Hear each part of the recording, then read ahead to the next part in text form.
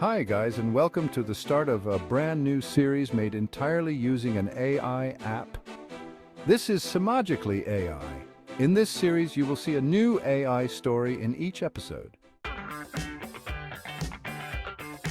This is the very first episode, and our first story is entitled The Beach Incident. It was a boiling hot day in July, and several families had flocked to the Mid-Hampton beach and were all enjoying the fun. Lucy Morgan was surfing, as she usually did each time she visited the beach. She was a very beautiful young woman who had lots of male suitors. Her teenage younger sister Daisy was water skiing for the first time since learning how to do so. Their parents, Emma and Gerald, were just sunbathing like most of the other parents. Bing Riley was having a swim in the sea to keep cool. He was a very level-headed teenager who always tried to see the good in others. His younger sister Mozilla was a high-spirited, red-headed preteen girl who was building a massive sandcastle with their little cousin Vicky. They were trying to build the biggest sandcastle on the whole beach. That was until a troublemaking 10-year-old boy came over and started stomping all over it. This boy's name was Luke Stenner, and he was the naughtiest boy in the neighborhood. When Mozilla tried to stop him, he just gave her a dirty look and told her to bugger off. When their families saw this, they rushed over to help. Mozilla's parents, Siri and Alexa, managed to pull her away just in time to prevent a fight from breaking out, along with little Vicky, their niece. Breaking off for a moment to point out that the Stenners are actually a creation of my best friend Darren Stratton. Thanks, bro. Appreciated. Back to the story at hand, where Luke's family, Alexander, his father, Tricia, his mother, and Amanda, his older sister, had all come to stop him from causing any real damage by holding him back. "What on earth were you thinking, Luke?" Alexander demanded after seeing the trashed sandcastle. Luke just stood there smirking at him. "Luke, I am your father!" yelled Alexander. "Whatever, Darth Vader!" scowled Luke. "Don't you dare talk to your father like that!" Tricia scolded. Luke was in no mood for a lecture, so he tried to walk away, but Amanda blocked his way. "And where do you think you're going?" she asked.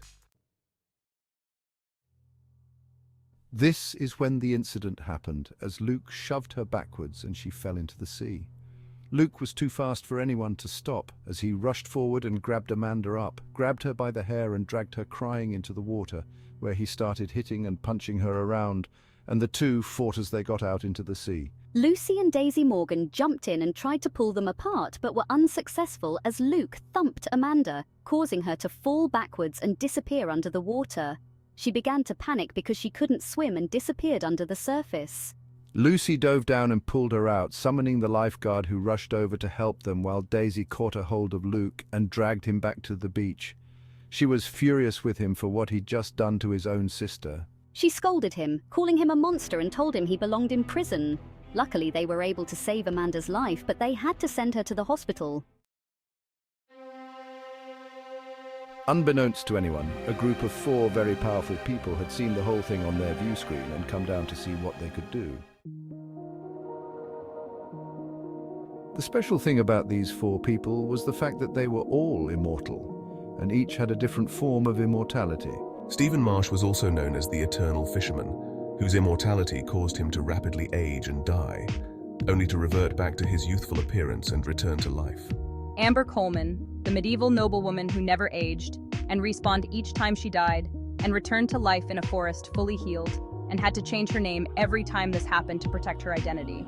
Jenny, the woman who could regenerate, who could survive any form of death by regenerating her body and returning to life as long as there was something left of her for her regeneration to be triggered.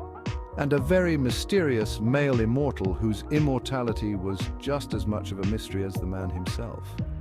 When they saw what had happened, they all gave Luke Stenner such a telling off for his dangerous behavior.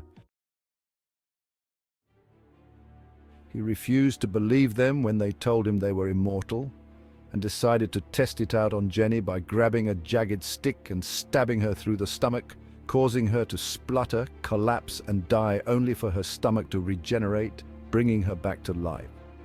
As she got back to her feet and brushed herself off, Luke prepared his cap gun to shoot Amber, only to end up shooting Stephen instead, causing him to rapidly age and drop dead, only for his body to revert to his youthful appearance, and he stood back up, alive, whole, and still immortal.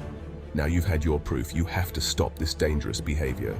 Luke just shrugged and walked away.